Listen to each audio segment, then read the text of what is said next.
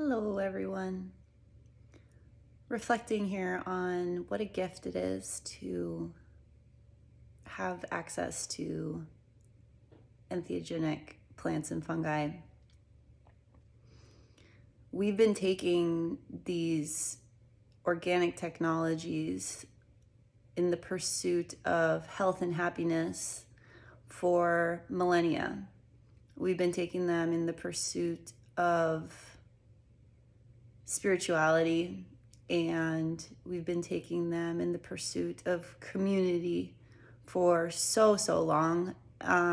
Actually, many people would say that we developed our intuition as well as our consciousness through the consumption of entheogenic plants and fungi as nomadic people following behind cattle, and of course eating mushrooms, people living in the rainforests, communing with plants, and eventually figuring out which ones led to these ecstatic states of consciousness and insight. So with these gifts, powerful gifts, have always come controversy. And by the way, if you want to study more about the so-called stoned ape theory, there are a multitude of places to receive wisdom on that. Books like, The Cosmic Serpent is a great one about ayahuasca and the crux of science and spirituality. How we only started studying DNA in the 50s, or tuned into it in the 50s, but the indigenous people of the rainforest had been understanding the cosmic serpent or the DNA spirals, and not just in the rainforest, but cross-culturally around the planet. Indigenous cultures had an understanding of the cosmic serpent for millennia prior to our discovery of the science of DNA, which is still completely misunderstood and unknown. It's only just a baby in its understanding.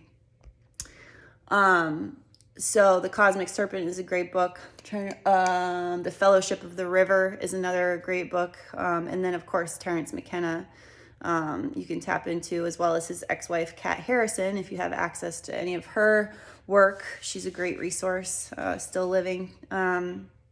She has an entheogenic library in Occidental, California. May or may not be closed at this point, but there's a lot out there. And I believe that the spiritual awakening has been backed by science through the ages. First, we understand something in our gut and in our soul, and then we're able to pursue this study and back it up with biological or chemical facts. And so it is kind of alarming when society approaches the subject of entheogens firstly from science, and then with the spiritual aspect of it as an afterthought. And actually, there's nothing wrong with this, but it surprises me, and it speaks to the Philistine nature of our society. In other words, how deeply ingrained materialism has become, and how far astray we've come from our spiritual selves. It doesn't come as a surprise, because historically, organized religion, has been a lot about control, and it's caused so much war, so much destruction, and so much suffering that people really look at the word religion as a dirty word. But I'm here to reclaim the word religion, reclaim the word spirituality, and and the word God. Even I want to take back these vocabularies as they're written in our United States and state Alaskan and many other states, all the states that honor the federal Constitution. The First Amendment, our First Amendment constitutional right is is the freedom of thought, the freedom of ideas, the freedom of speech, the freedom of religion. And when we look at that in its purest form, it is not the freedom to be part of this church or that church, or to accept Jesus or not, or to be a Hindu or Muslim. It's not categorical. It is the freedom to explore our own consciousness and to reconnect with what we truly are, which is part of this living planet, Mother Earth. Mushrooms and other organic entheogens have been misclassified as Schedule I drugs with no inherent medical value. It's true that this has happened, but the value of something like the sacred mushroom goes far beyond its medical use. Of course, when you're spiritually aligned and you are connected with yourself and connected with Mother Nature, you are well. The trials and tribulations of life never stop, as we are human and we're here on this earthly plane. But when you're connected with the true nature of self and the authentic original imprint and original medicine that you bring to this planet as a human experiencing itself, things, although they may be difficult, appear in a different light, and even the pain becomes the portal to self-discovery, connection with community, understanding, compassion. And so I want to remind people that it is your human right to consume mushrooms and plants in a sacred way, as delineated by the First Amendment. No institution can tell you how to do it. They can, and if you choose to go that route, that's fine. There's nothing wrong with it. But when you start to consume these mushrooms, you realize that the vibration that the mushroom brings is affected by its origins.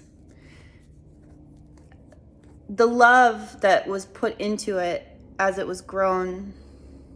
Now you can feel this from an intuitive place. And then you can also study it. Like somebody like Masaru Emoto studied the sacred geometry of water molecules that were affected by vibrations of love and vibrations of fear. And he saw that the molecules changed and that they held memory. Masaru Emoto, look him up. Amazing work. So it's up to you if you want to, how you want to look at this movement. And there is no right or wrong way, but one thing that's happened historically is the people who have come from a spiritual perspective with the plants and fungi have been shunned. They've been outcasts. The shamanic perspective has been outcast, and they've been called witches, and they have been pushed to the fringes of society for whatever reason. It's happened over and over again. And when we only choose to approach entheogens from a biological and chemical perspective, we are ignoring their true value in nature as spiritual tools to remember who we are, to connect with each other, to connect with ourselves, and to heal ourselves. They are a direct link to our oneness with the land, with Mother Nature herself as a living, breathing entity. And I am here to remind everyone of the possibility of spiritual pursuit with entheogens. And I'm here to remind everybody that no one can take that away from you. Not only is it natural law, but it's also written into our Constitution. These sacred organic technologies can be intellectualized, of course, but to really build a relationship with them, and to understand them, one would make a direct connection through the consumption of them with the intentions of whatever they choose. It's called bioassaying in scientific language, to try something by taking it. I recommend taking little bits. That's called microdosing. We've all heard of it. It was invented not a short time ago, but absolutely long millennia ago by our ancestors. Invented, maybe that's not the right word. Microdosing came to light because it's normal to take little bits of things, and it's normal to take bigger bits of things. And when you take small bits, you get a little bit of an effect, and you can still function in this realm. And when you take more, bigger doses of the entheogens, you go to states of consciousness that are farther removed. I don't prefer the word hallucination. I prefer the words more like different states of consciousness.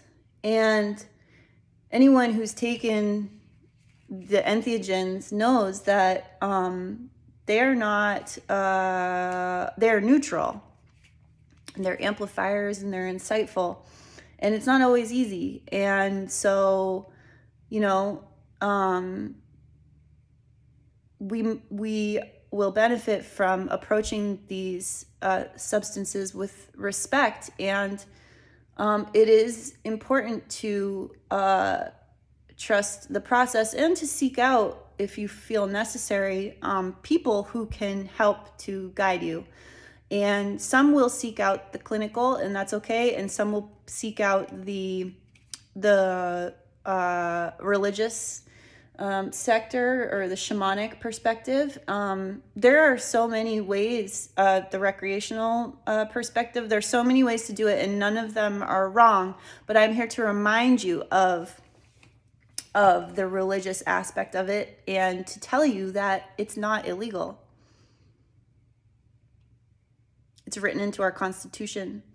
And if someone is leading you to believe that the institutions have a say over how much to take,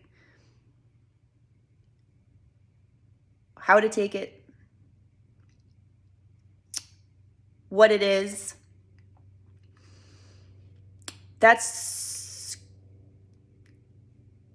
heading in a direction that's coming full circle for most that seek these amazing organic technologies. Notice that I'm not calling them medicines, because you don't have to be sick to take these.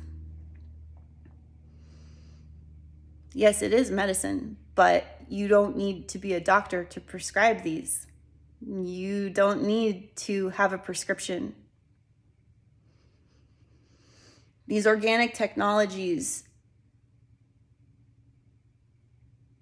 cannot be put into a box.